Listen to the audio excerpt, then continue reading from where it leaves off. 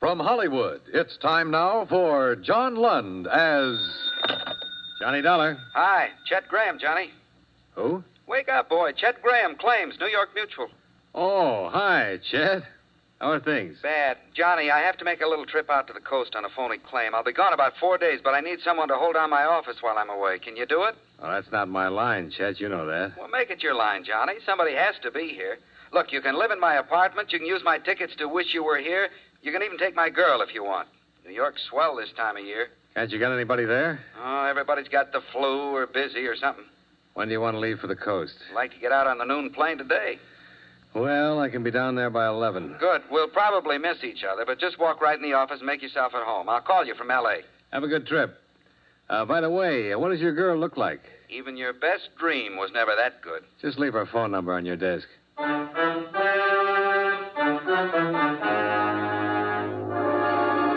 John Lund in a transcribed adventure of the man with the action-packed expense account, America's fabulous freelance insurance investigator. Yours truly, Johnny Dollar.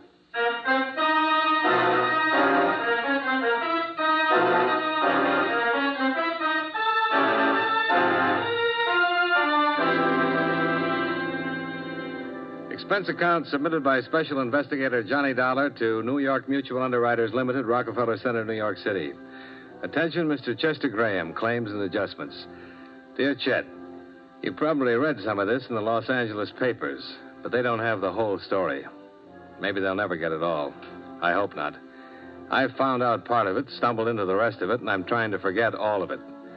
The following is an accounting of expenditures during your 4-day absence in my investigation of the James Clayton matter.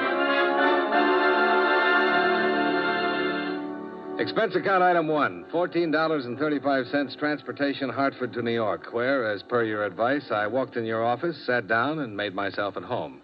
And where, 15 minutes later, I had a caller. Mr. Dollar, is it? That's right. The girl at the reception desk said Mr. Graham was out of town and that you were taking his place. Yes. Please sit down. Well, thank you, but I don't have time. I'm Miss Stebbins, Dr. James Clayton's nurse. He asked me to see you. I see. He gave me these policy numbers. He said that your company wrote these policies and that he'd like to talk to one of you. Well, certainly, Miss Stebbins. He can come by anytime. No, you don't understand. Dr. Clayton can't get away from the office. We're terribly rushed, and I really should be getting back myself. He's there all alone. Well, do you know what it's about, Miss Stebbins? No. The doctor's been acting strangely all day. He had me cancel all of his outside calls, and then he sent me here. He said to explain that it was very urgent. I'm very concerned for him.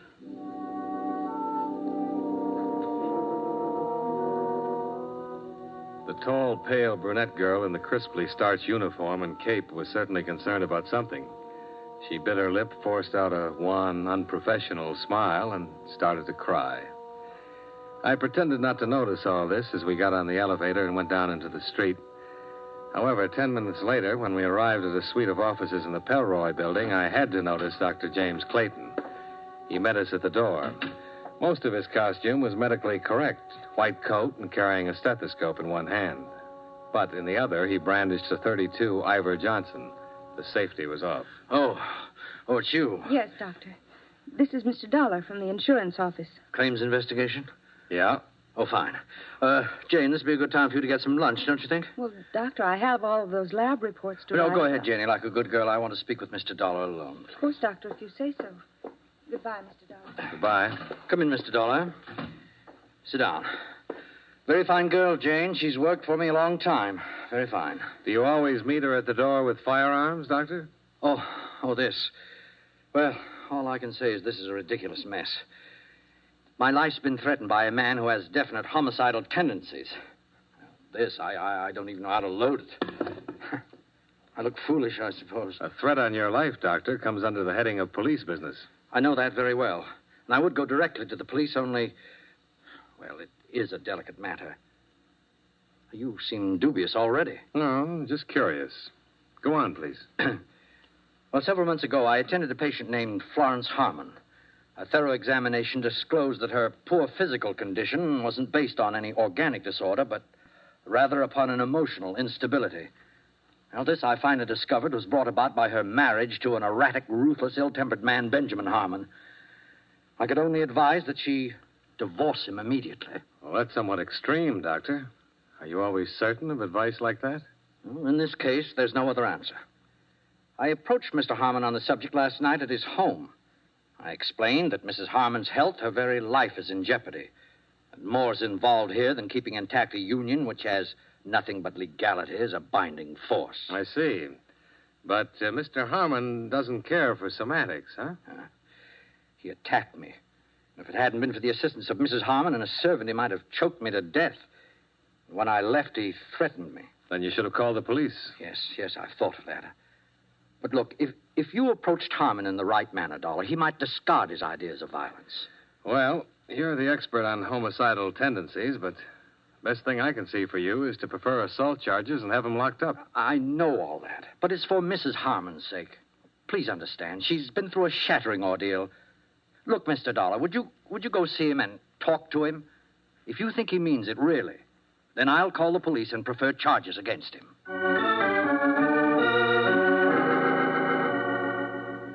The Harmon residence was in Westchester, a story and a half colonial with all the trimmings. There was a 51 Cadillac in the open garage and a 52 Ford station wagon in front of the house. Yes? This one didn't have a white coat or stethoscope, but he had a gun. What is it? Mr. Harmon? I'm Harmon. What do you want? Mr. Harmon, my name is Dollar. And Dollar, huh? Get out of my way! Oh!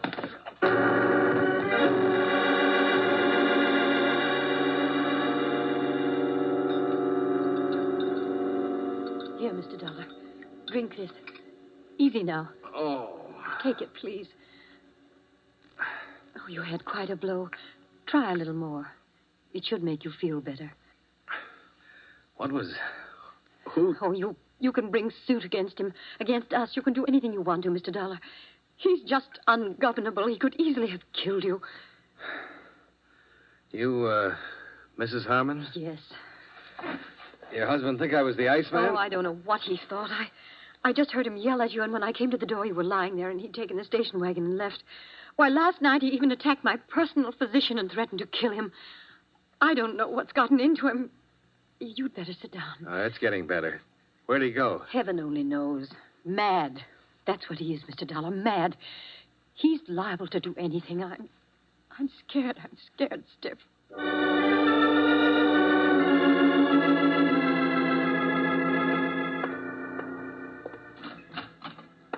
I called Dr. Clayton, who promised to notify the police.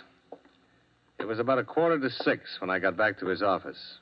A broad-shouldered man in a tweed suit was in the reception room. Hi. You Dr. Clayton? No. Hey, don't I know you? I was thinking the same about you. Wait, Dollar? Yeah. Tom Bassman, Central Division. Oh, sure. How are you, Tom? Fine. Hey, you must be the one. What? This Dr. Clayton called downtown about a threat, said his insurance company had advised him to report it. That's right. Well, where is he? Well, he should be here, Tom. What's his nurse say? I rang the buzzer, no one around at all. What's this all about? A man named Benjamin Harmon's threatened the doctor's life. I met him myself. He's carrying a gun, and he looked dangerous to me. I just came from his house. He's still there? No. I better phone in and get a pickup out on him. When the doctor shows up, I'll get a complaint. Oh, hello. Hello. Why, Mr. Dollar. Hello, Miss Stebbins. Is Dr. Clayton here? This is Sergeant Bassman. We want to see him ourselves. You're a police officer? That's right, miss. I heard him talking to you on the phone. Is anything the matter? Just want to see him. Well, goodness, he sent me out to pick up these things. He was here when I left. Oh, What? perhaps he had an emergency. Well, is there any way we can find out? Well, if he had one, it would be right here on the pad, because I always have to know. Oh, that's funny. What? He's on an emergency call, 1213 Alessandro Street. Can I see that, please? Uh-huh. There's no name on this, Miss Stebbins. Do you recognize the address at all? No, I don't. The doctor just wouldn't take a random emergency call unless it were very unusual. This might be unusual. Dollar, how bad off did you think Harmon was? Mad. Had a gun. Cracked me. Plenty rough. Well, this is in the warehouse district. Think we better go down there? I think so.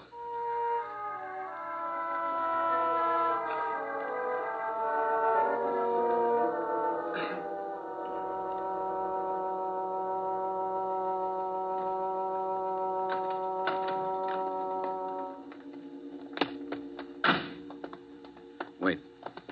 What? 1213. Well, it'd have to be that vacant lot over there. This one's 1240, and the rest belong to that warehouse. Yeah. Tom. That car. MD on the license plate? Yeah. Well, it might be Clayton's. Yeah.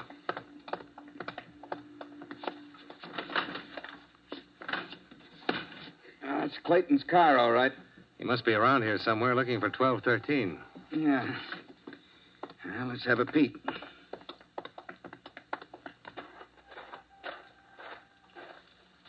Tom. I see. He's had it. Is it Clayton? Yeah, that's him. Some emergency this was. Yeah.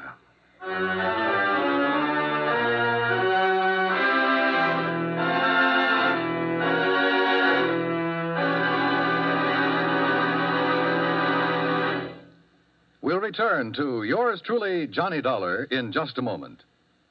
On weekends, it seems everybody takes his car out on the highways. Some drivers are less experienced than others. They either speed or poke along with a whole stream of cars behind them. Both types are a menace to safety. Whatever you do, be moderate, be obedient to all traffic laws. Be careful, use your head, and don't take chances.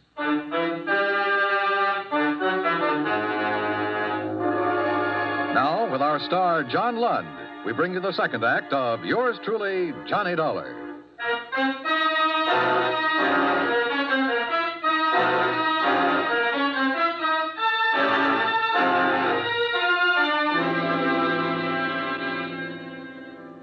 An hour of questioning in the neighborhood turned up two people who recalled hearing the shots. And one man remembered seeing a man who answered Benjamin Harmon's description loitering in the vicinity of a nearby bar earlier in the evening. Obviously, Dr. Clayton had been lured to his death by the murderer who had telephoned him, pretended to need a physician, waited till the victim appeared, and then shot him down.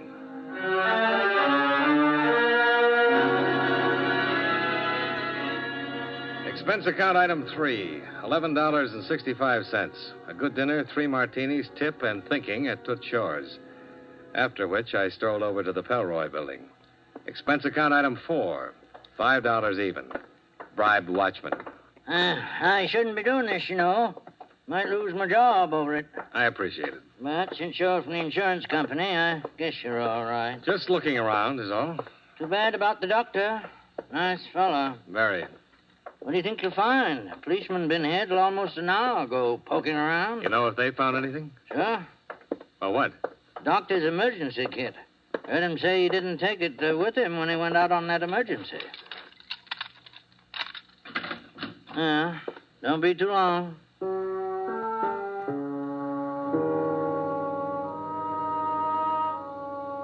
The business about the emergency kit started me thinking.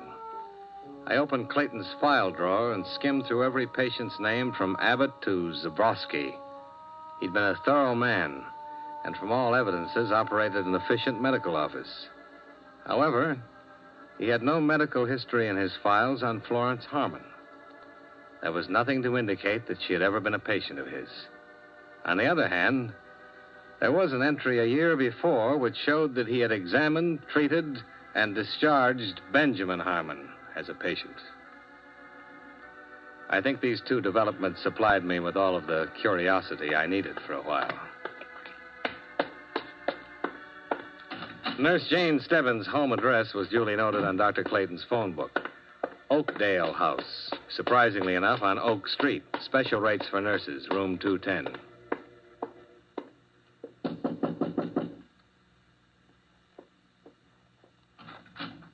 Oh, Mr. Dollar. How do you feel?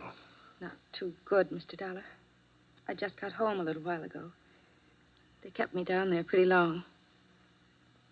Do you want to come in? Thanks. I don't want to keep you up. It isn't much of a place, is it? I mean, I haven't straightened it up for days, it seems.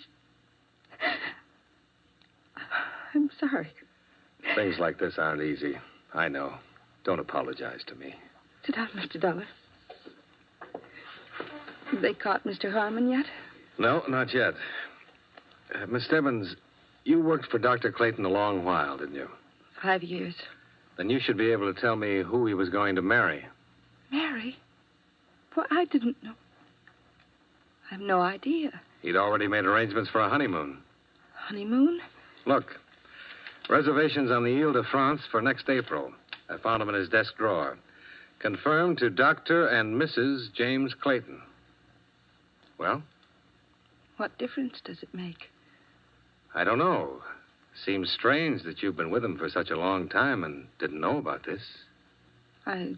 Or did you? All right. What about Mrs. Harmon? Well... Look, Miss Stebbins, things are wrong all the way down the line about your doctor's death, about what happened before it. It'll come out sooner or later. I suppose it will.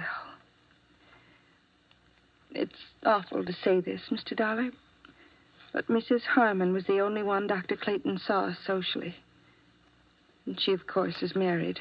Of course. And the good doctor advised her to get a divorce. You meet her when Mr. Harmon was a patient of his? Yes, that's right. They became friendly. But Mrs. Harmon was never a patient. No, never, just her husband. What can you tell me about Mr. Harmon? Well, really, all I know is he came in to see Dr. Clayton a few times. Over a year ago, I guess. Then after he saw what was happening between Mrs. Harmon and Dr. Clayton, he stopped coming in. I sent a copy of his medical history to another doctor. But Dr. Clayton had been seeing Mrs. Harmon all this time. It's awful to say this now, Mr. Dollar. The doctor's dead. I'm no moralist. We're all human. It's happened before. Married people have been attracted by others. I'm tired, Mr. Dollar. Sure. Do you have any idea why I was called in today? At first, I didn't. Well, of course, it happened. The police told me about Mr. Harmon's threats. But I don't understand what you're trying to do. The police want Mr. Harmon, and what does it all mean? It means the wrong man was killed.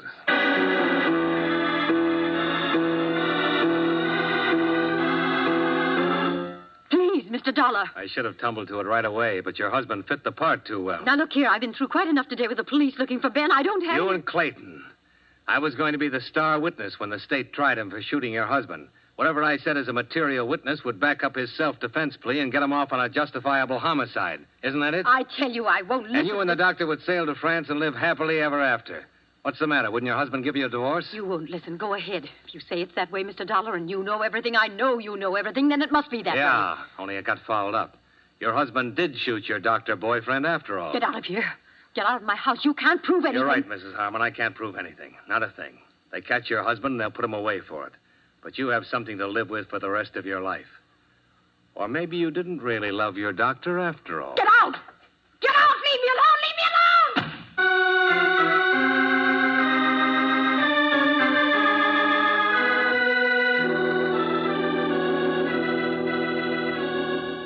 What? Well, that's it, Sergeant. I want to know if people can really get by with this kind of thing in our courts of law.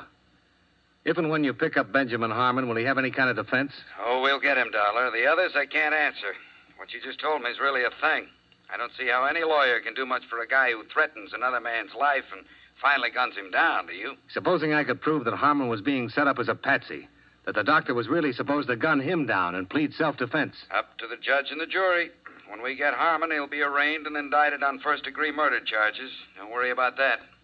And if it goes that far, it generally means he'll get the works. After all, we're pretty sure he shot and killed the doctor. Hang up, Dollar. Huh? You still there, Dollar? Hang up or I'll blow your head off.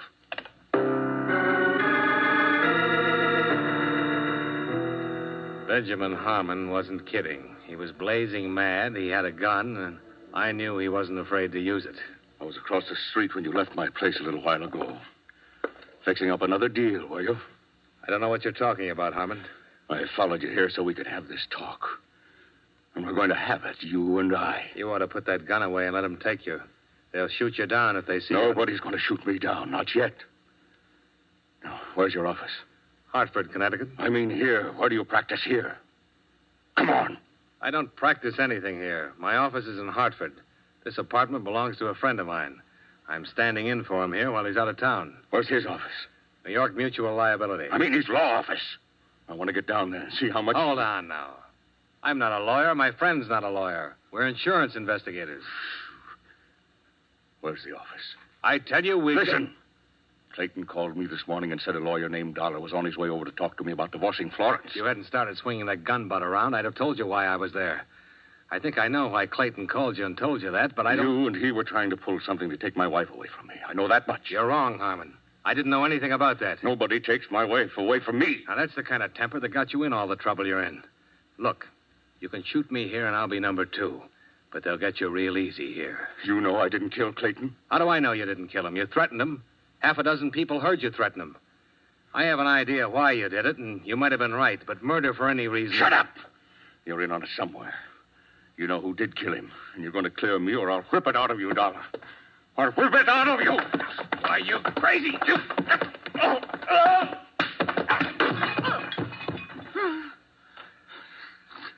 All right. Here. Try this. Go on. I'm tired of fooling with you.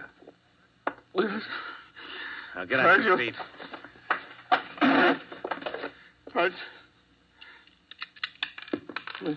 Well, you got one point in your favor. This gun hasn't been fired. Do you have another one? No. Here, take another drink. Now, you have a chance to talk to me right now. I don't think the police will be interested in much you have to say. I wanted to kill Clayton, but I didn't. Nobody will believe that. I know I've got a temper, and I've tried to control it, but I didn't kill him. I'm not impressed with that.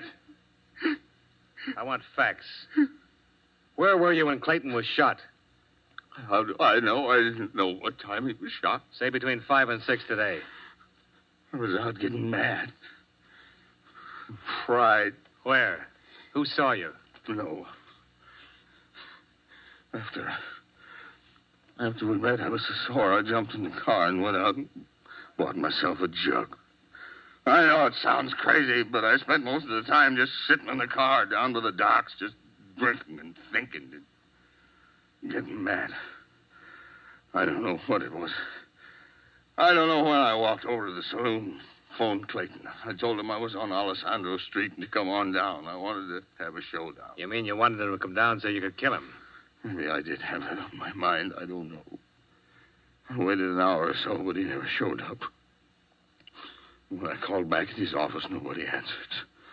So I climbed back in my car, and that's where I heard about my being wanted for killing him. It was on the newscast. I didn't do it, Dollar. I swear I didn't. The others I knew about, and I didn't kill them. What others? Florence always had other friends. I guess I don't love her anymore, but I don't know. Maybe I hate her for all of it. When a man doesn't let part of his life walk away from him, I wouldn't give her a divorce. If I had let her get away with it, it would have been too much for me to hold. Even though you didn't love her and you knew she didn't love you? Yes. That sounds stupid. Maybe. I loved her once. She loved me the way two people only love at certain times. Hell, no sense yet. I'm not well, Dollar. Clayton gave me a year. Another doctor, 18 months. Finished anemia. The two of them could have waited at least till I was dead, couldn't they? Couldn't they?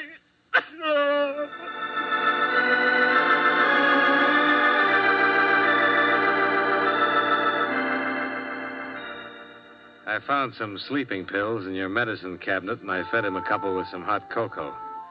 He dropped off to sleep in your bed while I made some phone calls, confirming what he just told me. Expense account item 5, taxi fare, $4.05 back to Oak Street, to Oakdale House. Special rates for nurses. I thought you'd be back. I'm glad it's you. I think somehow you're the kind of man who understands things. I'll be a good listener. Go ahead. When I first started as his nurse, I fell in love with him. I guess it's an old story. Terribly old and corny. But then he met her. I heard him tell you all those lies today about treating Mrs. Harmon. I was out in the hall. Didn't have any idea exactly what he intended to do until I heard him call Mr. Harmon right after you left. He told him you were a lawyer. He knew Harmon was upset enough to attack me. Doctor was very good about knowing what people would do. I was here when Mr. Harmon called him tonight. Doctor took the call and wrote it down on the pad. I saw him put the gun inside his coat, and I knew he was going down there to shoot Mr. Harmon. So I followed him. He was walking around in the dark looking for Mr. Harmon with a gun in his hand. I ran up to him and pleaded with him not to be crazy, that she wasn't worth it. Then he said he was going to kill me, too. We struggled, and the gun went off I don't know how many times. Then I came back here and pretended I'd been down at the drugstore. I see. What's your first name? Jane. Jane, Dr. Clayton made all sorts of elaborate plans so he'd have a self-defense plea. But you don't have to go to all that trouble. You can prove self-defense. He had the gun. He was going to use it on you. I beg your pardon. I can help you, Jane. It'll go second degree or manslaughter, suspended. You didn't mean to shoot him, but he meant to shoot you. No. You're nice. But I can't get off. What? I guess they haven't found her yet. I killed Mrs. Harmon an hour ago.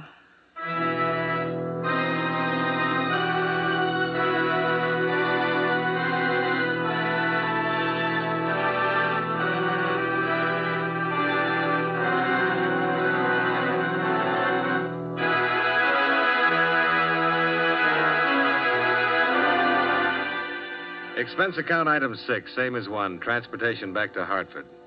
I didn't spend any other money, Chet. I didn't meet your girl, and I didn't see the musical. I didn't go anyplace. I just sat in your office and looked at the walls for the next 3 days. I'm leaving this where you'll see it when you come in tomorrow morning.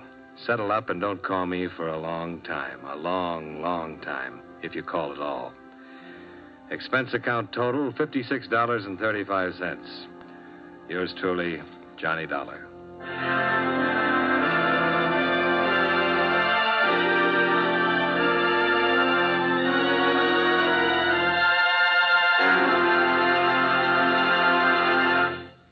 Yours truly, Johnny Dollar, stars John Lund in the title role and is written by E. Jack Newman with music by Eddie Dunstetter.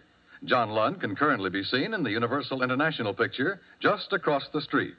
Featured in tonight's cast were Victor Perrin, Virginia Gregg, Joseph Kearns, John McIntyre, and Jeanette Nolan. Yours truly, Johnny Dollar, is transcribed in Hollywood by Jaime Del Valle. Every Sunday, CBS Radio's Bob Trout brings you a timely weekend roundup of world news. As a special eyewitness feature, an overseas CBS Radio News correspondent flies in to give you an up-to-the-minute account of developments on his beat. Don't miss Bob Trout's World News Roundup Sundays on the CBS Radio Network.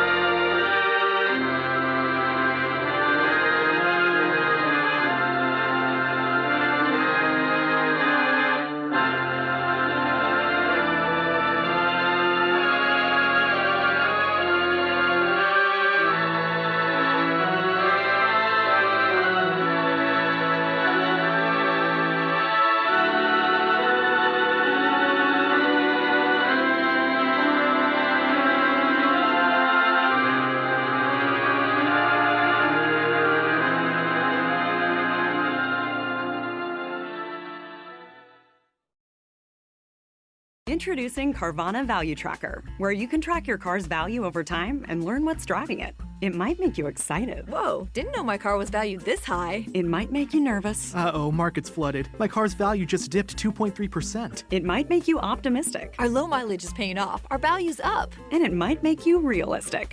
Car prices haven't gone up in a couple weeks. Maybe it's time to sell. But it will definitely make you an expert on your car's value. Carvana Value Tracker. Visit Carvana.com to start tracking your car's value today.